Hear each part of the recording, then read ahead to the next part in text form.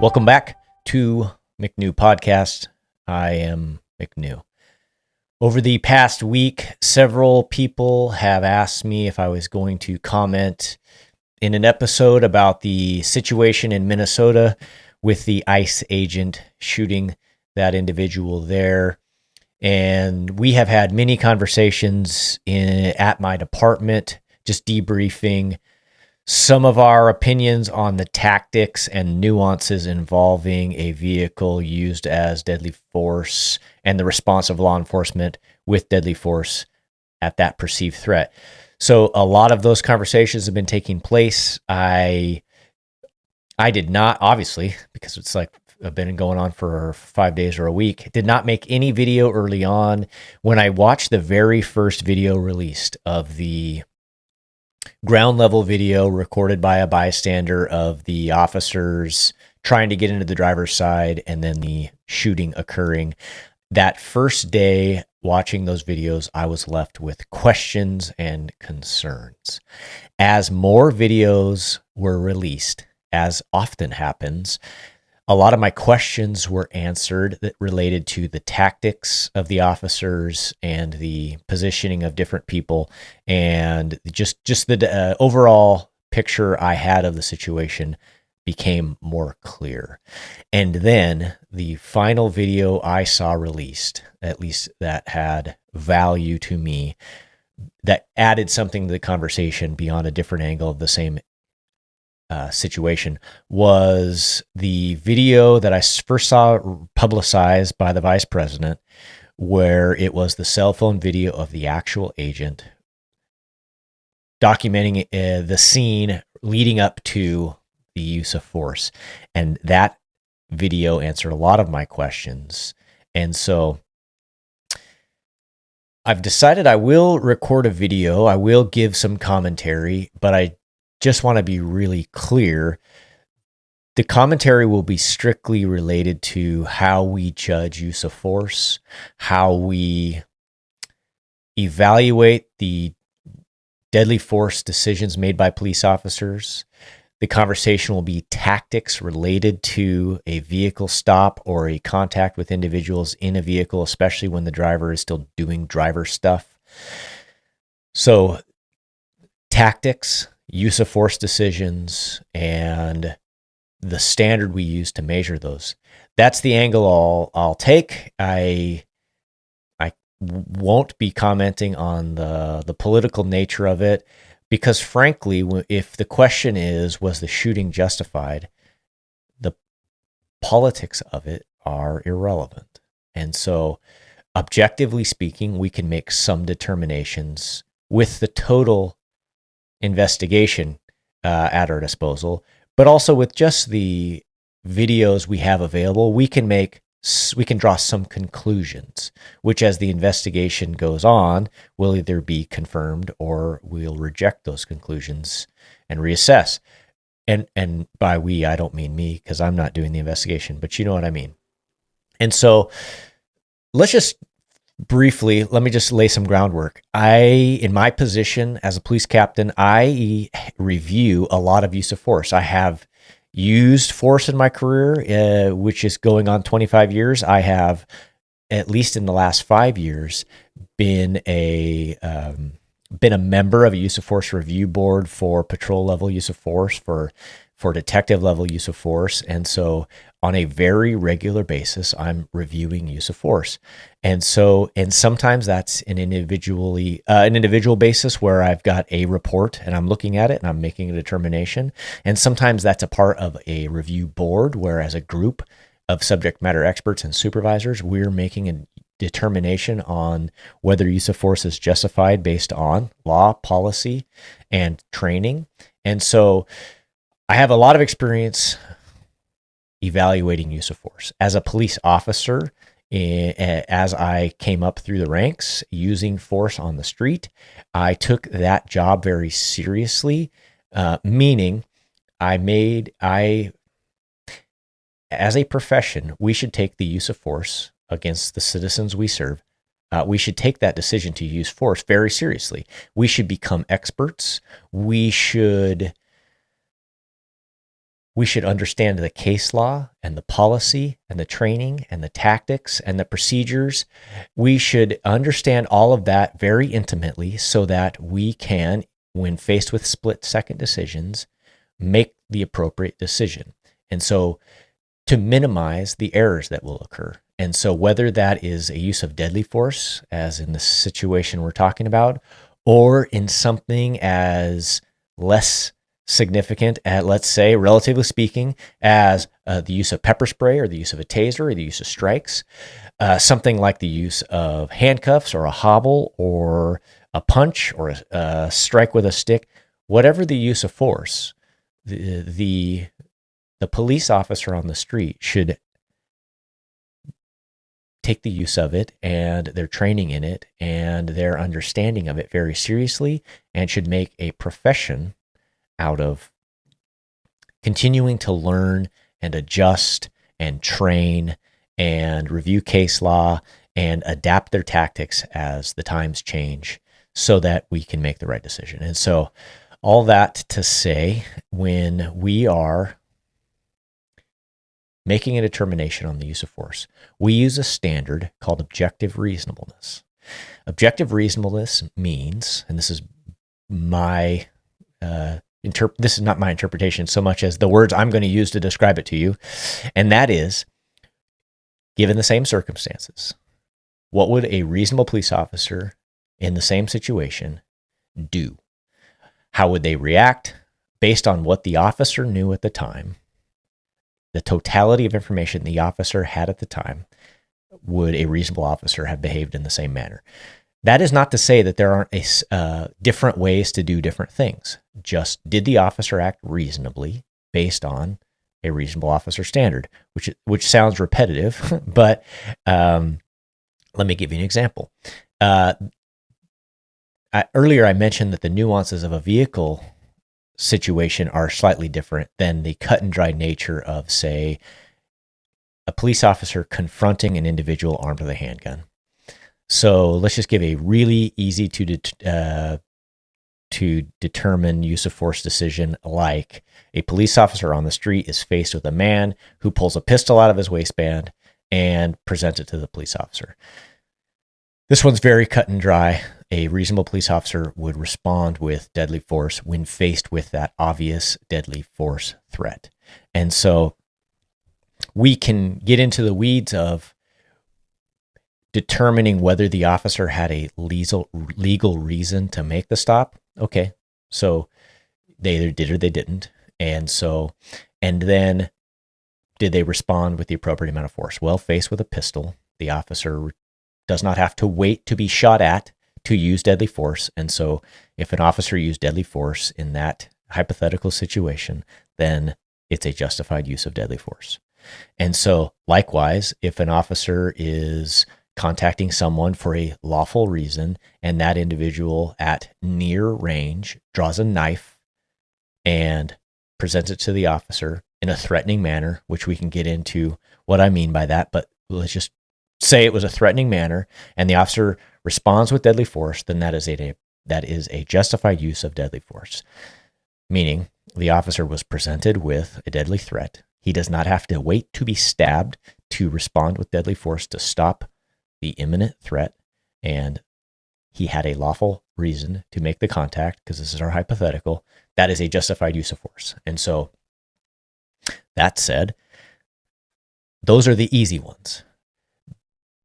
I want to talk briefly about another nuance of the use of deadly force against someone in a vehicle that is just different because of the confrontation involving the vehicle.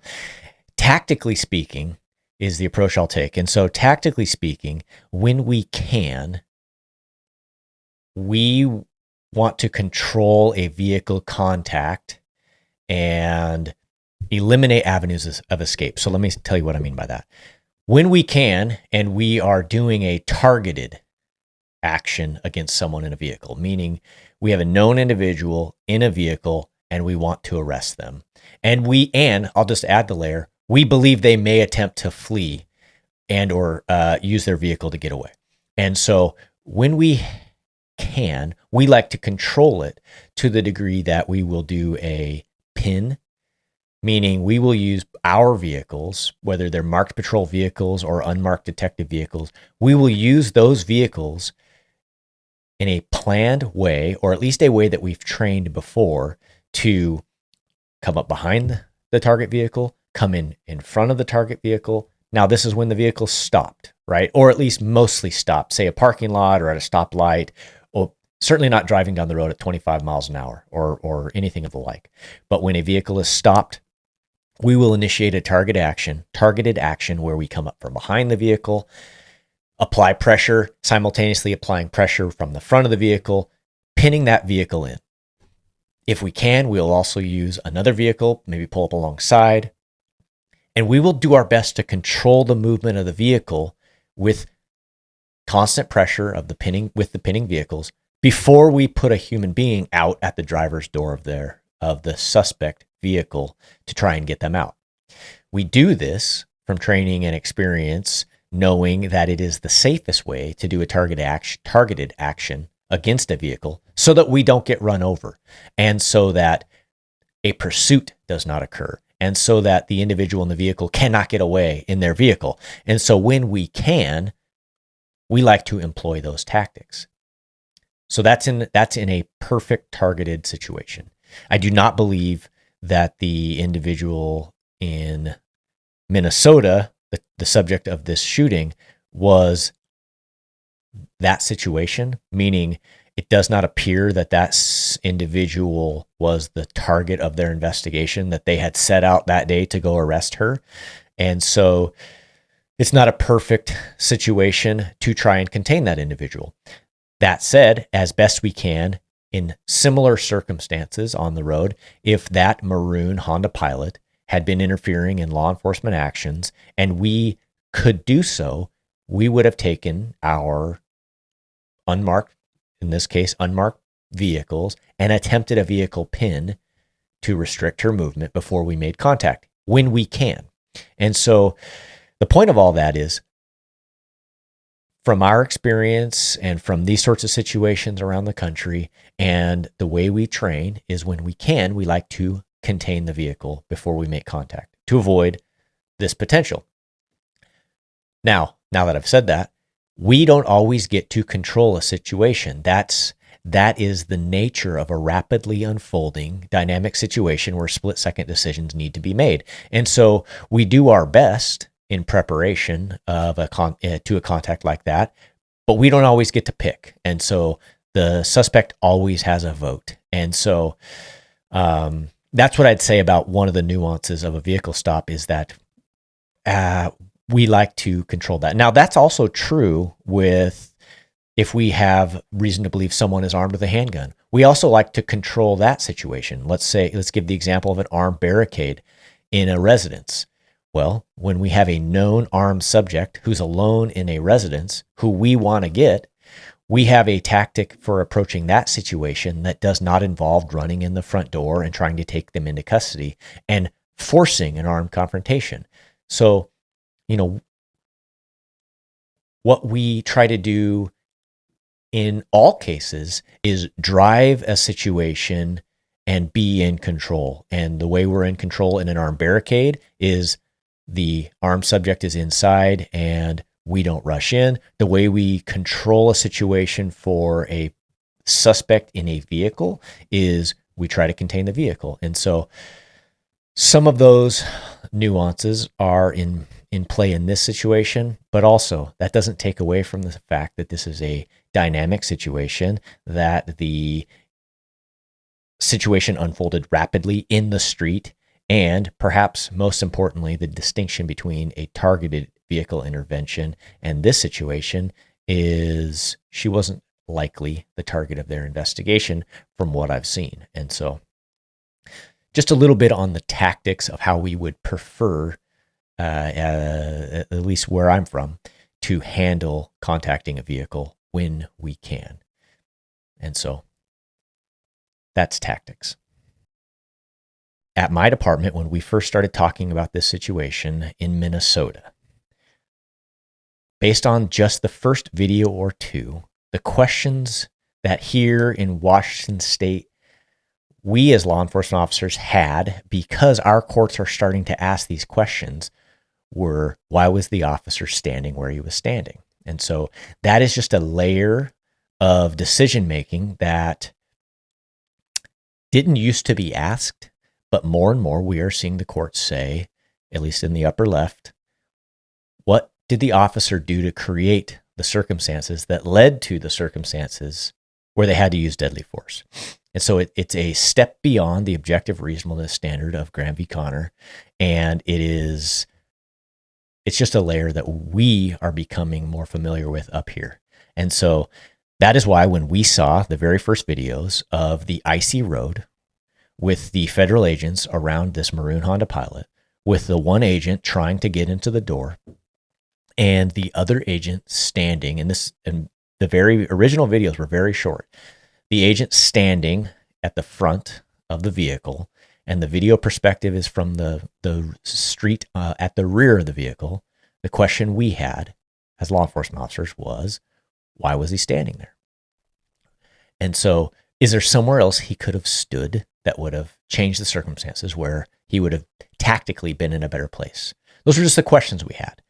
Well, then you see, and also what was the reason for the person blocking the road and other questions. But the important one was, why was that officer standing there? And so as more videos were released, and particularly there's one that was released in the days to follow where the video shows the pilot, and it's a sort of grainy zoomed in video from a great distance, maybe even elevated like it was a second floor video. It shows the pilot pull over to the side of the road and the passenger get out. And so then the Honda Pilot, the maroon Honda Pilot, parks kind of diagonally blocking this snowy road. A couple of SUVs drive by and other federal agents in SUVs. And maybe those were federal agents or not, I don't know. They certainly looked like the type of vehicles that we're seeing them in. Other agents approach the vehicle and they're trying to make contact. And so that video helped explain some of how the vehicle got where it was, and also started to ask the question, why did the driver let a person out, and all of that more information has come out about. But it helps us understand the events leading up to why the agent was standing in front of the vehicle. And more videos start to surface, particularly the video of the agent himself taking a video with his cell phone, walking around the vehicle, helps you understand that he did not just exit his vehicle and stand at the front of the vehicle, of the suspect vehicle. Well, this is helpful because it answers the question of, tactically speaking, why was the officer standing where he was standing? Well, the more video we got, the more you can see the vehicle jockeying in position. It reverses, it changes positions a couple of times, by a few feet here and there until it's stationary for a while. And then the officer makes his lap around the car using his his camera to capture video. In one newscast I saw, a news anchor presented the opinion that he believed the federal agent was using his phone to record the scene because he knew that he was preparing to use deadly force at that point. And based on my experience, at a scene like this, that is likely not at all what the federal agent was doing. It is more likely that he was using his cell phone to record the evidence of this individual interfering with law enforcement activities, meaning he was collecting evidence to either make an arrest and charge then, or he got the license plate, he got the faces of the driver and the passenger, and that at some point, federal officers would make an arrest based on the evidence he was collecting, that they would later have evidence needed to make an arrest. That is almost certainly what the federal agent was doing with his cell phone out. Police officers are just like normal folks in that we use our cell phones to take pictures and take video of crime scenes. This was a crime scene. They had individuals in this maroon Honda Pilot interfering. So whatever the federal equivalent of obstructing a law enforcement officer, interfering with a law enforcement officer, whatever the federal equivalent of that is, they had that crime scene. It was occurring in real time and they were documenting. Okay, so his video to me answered some of the questions as to why was he standing where he was standing. And then the vehicle starts to drive forward. In all of the videos, you see it driving forward. In the best angles, you see the agent right at the driver's side front headlight of the vehicle. The vehicle strikes him. He's standing very near to it. It strikes him. He uses his pistol. He shoots into the vehicle and kills the driver, which, we know that, not from the video, but we're told that the driver died. So it drives partway down the road, crashes into some parked cars, and the driver dies at some point. But let's just go all the way back to the decision to use deadly force, because that's what we're talking about. So you have the agent standing where he's standing, the driver being ordered out of the vehicle by the other agents, and she drives forward. So objectively, that's what we know, that the vehicle drives forward. So then people will want to try to make a determination about whether she was trying to hit him or trying to escape, or that she didn't even know he was standing there. And what I will say is we can't make any of those determinations based solely on the video. For this to be what we can say objectively is that for this to be a justified use of force, the federal officer who used deadly force will have to have believed his life was in danger, and that the use of deadly force was the only reasonable alternative to effect the lawful purpose he intended, which was to stop the perceived threat of her using this vehicle to run him over. And so, but let's just back up a little bit, because as this video has been broken apart, slowed down, freeze framed, and everybody from right to left coast has wanted to analyze this video in slow motion and say, well, the reverse lights were on here, and the angle of the tires were this, and then they were this, and here right at the last second they turned this way. That is not how we make a determination on the use of deadly force and the justification of it. The objective reasonable standard that he will be judged by will be, what did he know? What did he believe? And what was the totality of circumstances known to the officer at the time? We do not use hindsight and still frames and slow motion and reverse video and the even the videos showing the perspective from the second floor, or the drone videos, if those are real. None of those are the perspective of the officer. The perspective of the officer is that he was standing in front of the vehicle and the vehicle moved towards him and he used deadly force. And so those circumstances that we can see in video that he knew are the circumstances that he will be judged by in an investigation. An investigation will collect all of the other information,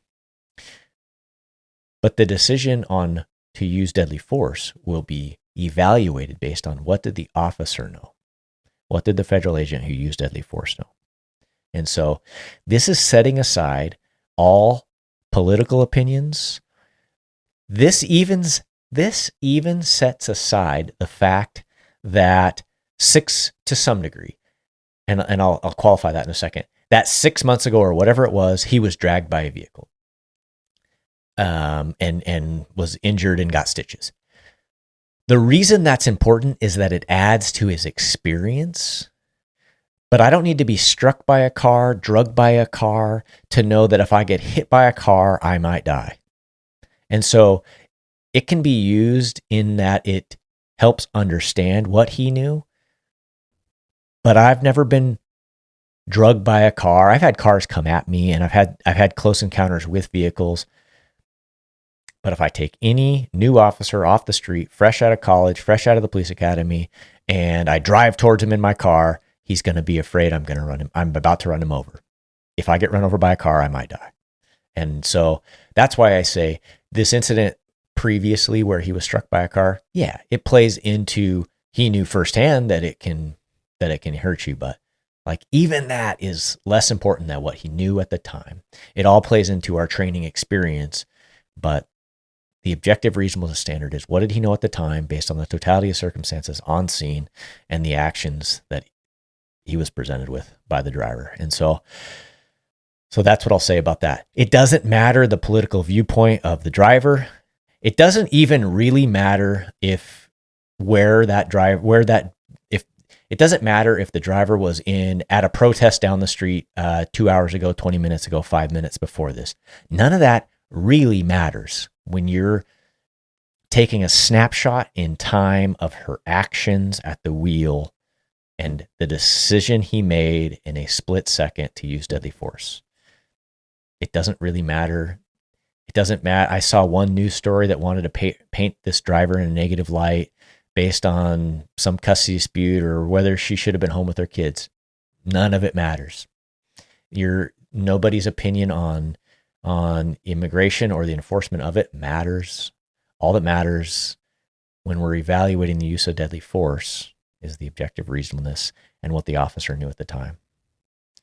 And so that's my 2 cents on the video out of Minnesota where the ICE agent used deadly force against the driver of the maroon Honda Pilot.